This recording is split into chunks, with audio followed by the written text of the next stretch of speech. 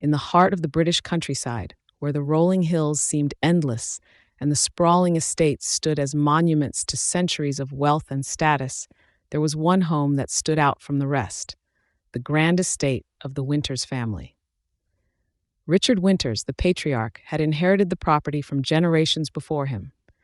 An astute businessman, he had expanded the family fortune through smart investments, allowing his family to live in comfort and luxury. Yet, despite the grandeur that surrounded them, the Winters family was far from perfect. Richard was a man of discipline and determination, spending most of his time away from home. His business required constant attention, with meetings across Europe and late-night calls to partners in America. This left his wife, Eleanor, and their daughter, Lucy, largely alone in the vast estate, with only the servants to keep them company. Among these servants was James, a house cleaner who had been with the Winters family for over a decade. A quiet man, James had always gone about his work without much attention, maintaining the large house with diligent care. Eleanor had once been enamored with her husband, charmed by his ambition and intellect. But over time, the charm had faded, replaced by loneliness and a deep yearning for the emotional connection that had once existed between them. Now in her early 50s, Eleanor spent her days in idle routine: long walks in the garden, dinners at the local club, and evenings reading alone in her expansive bedroom. The more Richard's absence weighed on her, the more she began to notice the man who cleaned her house, the one who was always there when her husband wasn't. James, though seemingly invisible, had a quiet presence about him. In his late 30s, he was a strong and capable man with hands rough from years of labor, but eyes that held a softness that intrigued Eleanor. Over time, she found herself watching him more closely: how his muscles rippled under his shirt as he scrubbed floors, the way his brow furrowed in concentration as he dusted the shelves. He was careful and meticulous, always respectful, but there was something about him that stirred a long-dormant feeling within her. One evening, as Richard was once again away on a business trip, Eleanor found herself alone in the kitchen. The grand space felt too large, too empty. She poured herself a glass of wine, and as she stood at the counter staring out into the dimly lit garden, James appeared in the doorway. He had finished his duties for the day, but lingered, as if sensing that she needed something, even if she didn't yet know what it was. "Good evening, ma'am," he said, his voice low and polite. "James," Eleanor responded, her voice soft. "Would you care to join me for a glass of wine?" He hesitated for a moment, unsure if it was appropriate, but there was something in her eyes, a loneliness he recognized, a quiet desperation that made him accept. He stepped forward, taking the glass she offered, and they sat at the kitchen table, the only sound between them the faint ticking of the clock on the wall. At first, they spoke of mundane things: the weather, the upkeep of the house, her plans for the weekend. But as the evening wore on and the wine loosened their tongues, the conversation took a more intimate turn. Eleanor spoke of Richard's absences, how she felt more like a ghost in her own home than a wife, and how she longed for the connection they once had. James listened intently, his gaze never leaving hers. There was a gentleness in his eyes that she hadn't seen in Richard's for years. He was a man of few words, but his presence was comforting, like a steady rock in a turbulent sea. As the conversation grew more personal, the air between them shifted. The unspoken tension that had been simmering for weeks finally came to a head when Eleanor, emboldened by the wine and her own longing, leaned forward and kissed him. James was caught off guard, but he didn't pull away. Instead, he hesitated only for a moment before deepening the kiss, his hands sliding up her arms and pulling her closer. It was a brief moment of passion, one that neither of them had expected but couldn't deny. When they finally pulled apart, both were breathless, and the room seemed to hum with the electricity of what had just happened. "I'm sorry," Eleanor whispered, her voice trembling. "I shouldn't have," but James silenced her with another kiss, this time more insistent, more urgent. The months of quiet yearning between them had finally broken free, and there was no turning back. That night, they fell into each other's arms, their affair beginning in earnest. Over the next few months, Eleanor and James found ways to be together in secret. Richard was none the wiser, his focus entirely on his work, leaving his wife to indulge in her newfound passion. But what neither Eleanor nor James anticipated was Lucy's involvement. Lucy, at 23, was intelligent and perceptive. She had always been close to her mother, but even she could see the growing distance between her parents. She had long suspected that her mother was unhappy, and in her own way, she too had begun to notice James. There was something about him that intrigued her, something that drew her in, just as it had her mother. It started innocently enough. Lucy would find reasons to linger in rooms where James was working, striking up casual conversations and watching him as he cleaned. He was always polite, always professional, but there was an undercurrent of tension between them, a spark that neither of them could ignore. One evening, while Eleanor was out visiting friends, Lucy made her move. She found James alone in the library, dusting the shelves, and without hesitation, she approached him. Her heart raced in her chest as she stood in front of him, her eyes searching his for any sign of hesitation. "James," she said, her voice barely above a whisper, "I need to tell you something." He looked up from his work, surprised by the intensity in her gaze. "What is it, miss?" "I think about you," she confessed, her cheeks flushing with embarrassment. "More than I should." James froze, unsure of how to respond. He had been careful not to let his affair with Eleanor show, but now here was her daughter, confessing feelings he hadn't anticipated. He wanted to stop it, to tell her that what she was suggesting was wrong, but the words wouldn't come. Instead, he found himself drawn to her, just as he had been to Eleanor. And before he knew it, Lucy was in his arms, their lips crashing together in a desperate kiss. The affair with Lucy began just as passionately as it had with her mother, but it added a new layer of complication to James's already tangled life. He now found himself juggling two relationships, each more dangerous than the last. The guilt gnawed at him, but the temptation was too great to resist. For weeks, James balanced his affairs with both Eleanor and Lucy, careful not to let either woman know about the other. But secrets like these could never stay hidden for long, and the web of lies he had woven was about to unravel in the most catastrophic way. One night, everything came crashing down.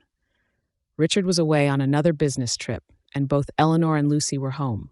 James had planned to meet Eleanor in her room after Lucy had gone to bed, but when he arrived, he found Lucy already there, waiting for him. The two women, unaware of the other's involvement with James, stared at each other in shock.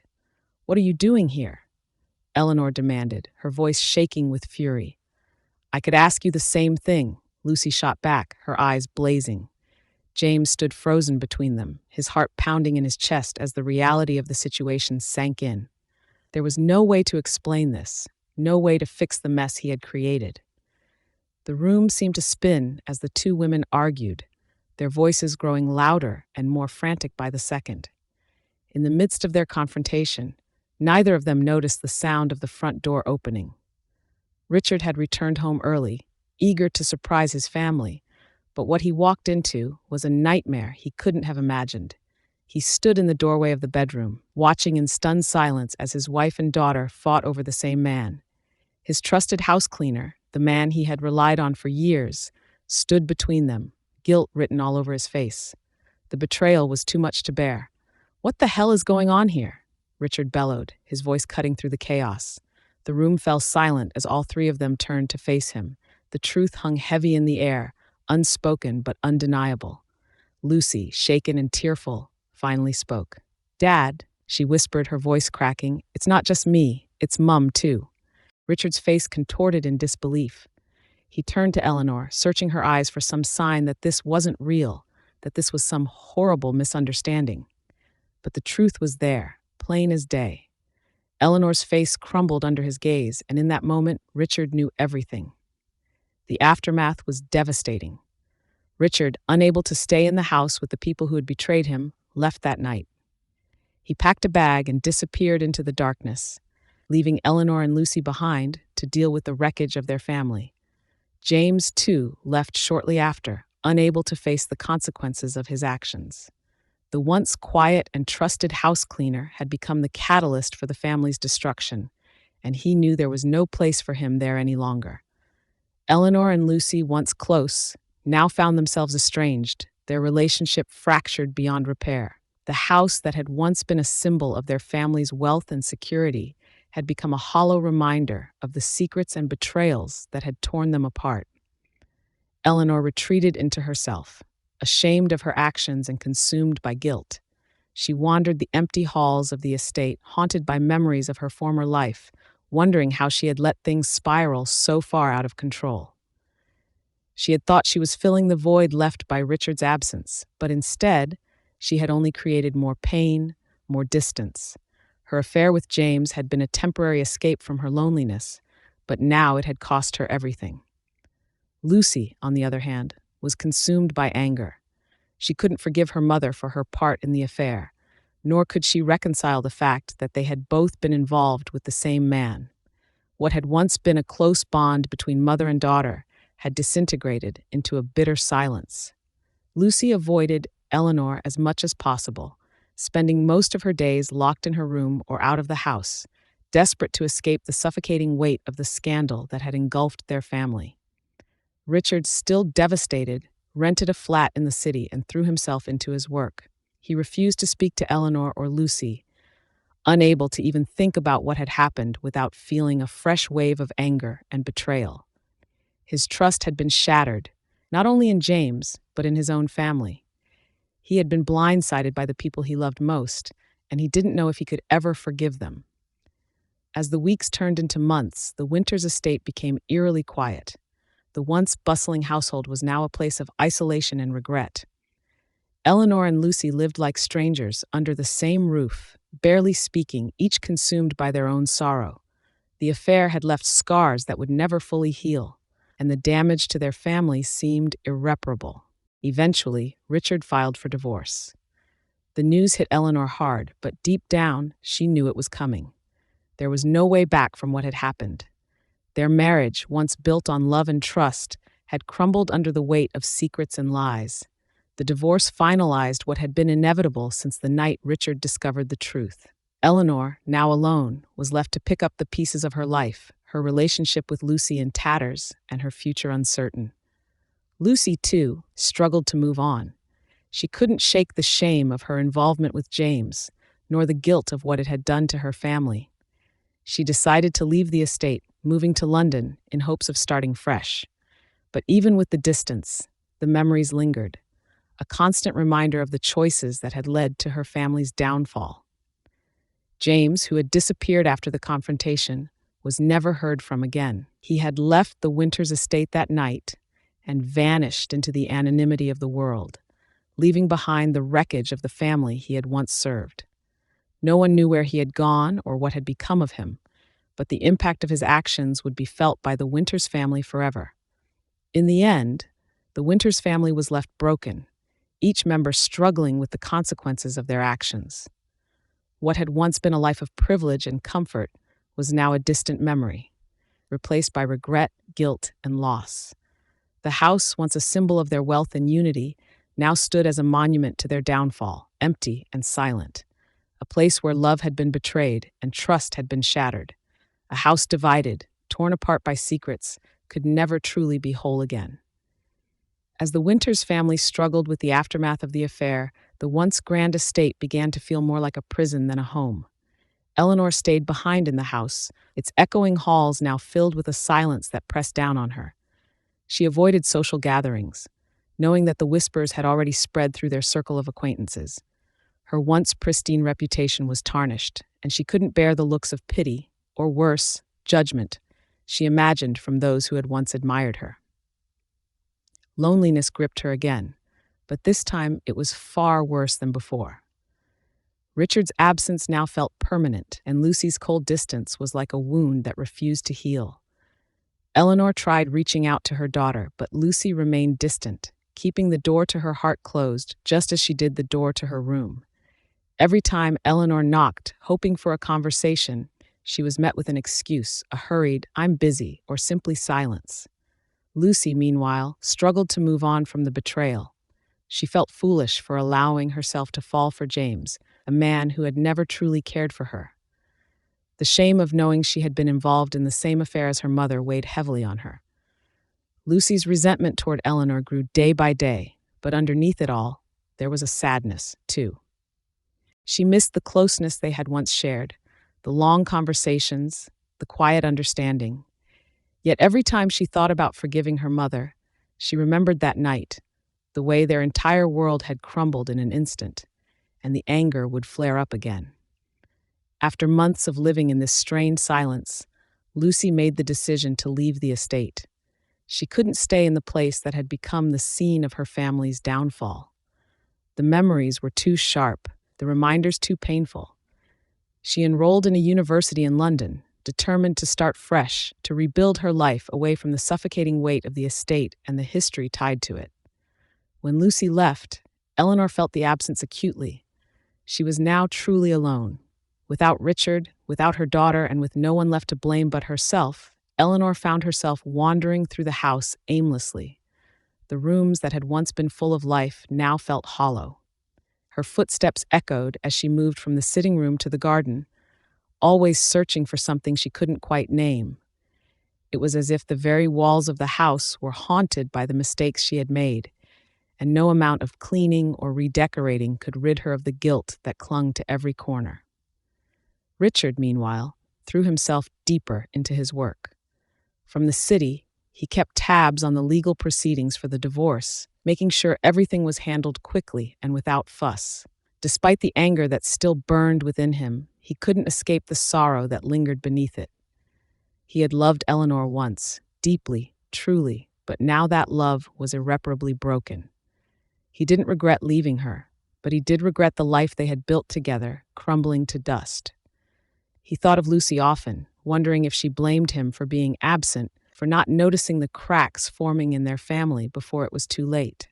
As time passed, Richard's bitterness softened, though the wounds from that night remained fresh.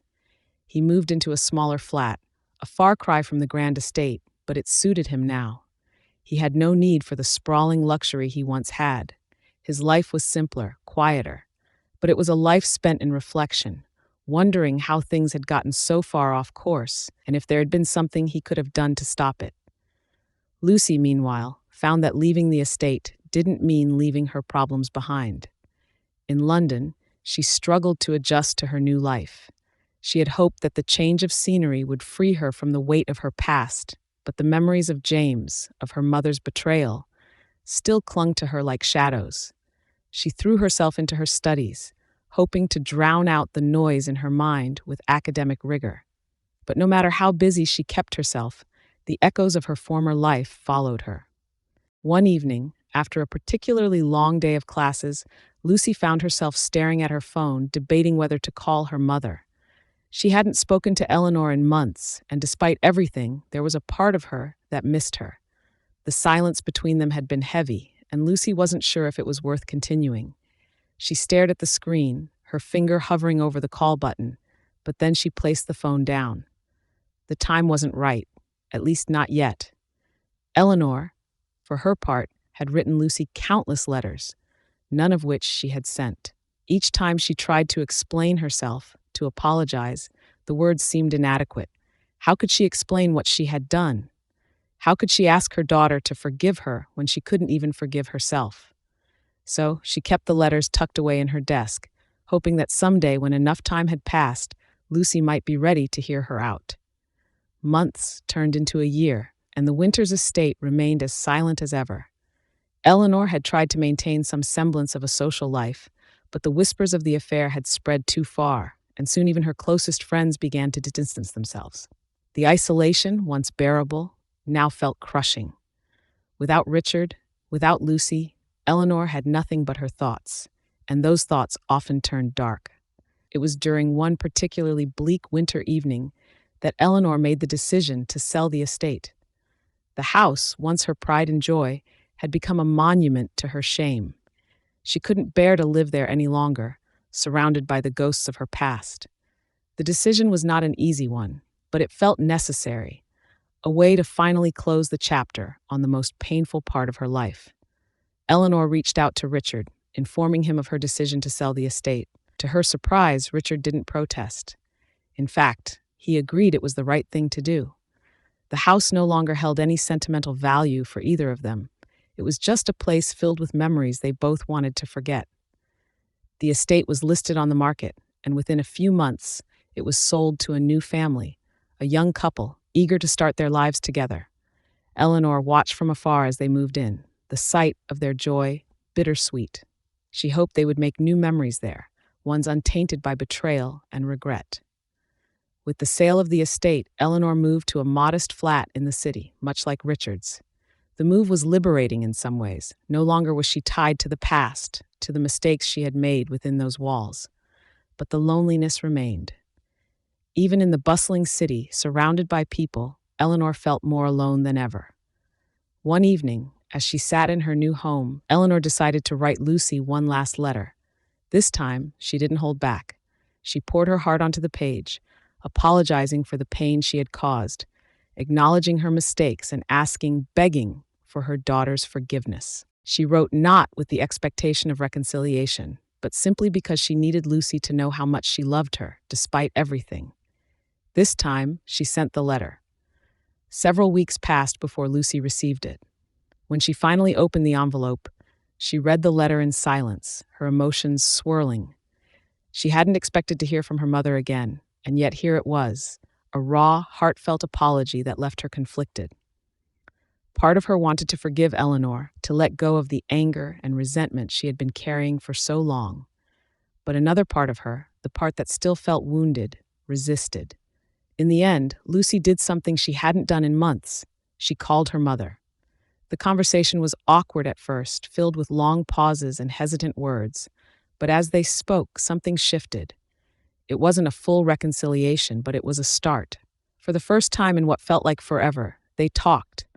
Not about the affair, not about James, but about their lives now, about the future. It would take time, perhaps a long time, but there was hope. The Winters family, once broken, was slowly beginning to mend. The process was painful and uncertain, but it was a path they were both willing to walk, one step at a time. And so, in the end, though the house may have been sold, the bonds of family, however frayed, still had a chance to heal. They would never be the same, but perhaps that was all right. They didn't need to be. What mattered now was that they were moving forward, no longer defined by the secrets and betrayals of the past, but by the possibility of a new beginning.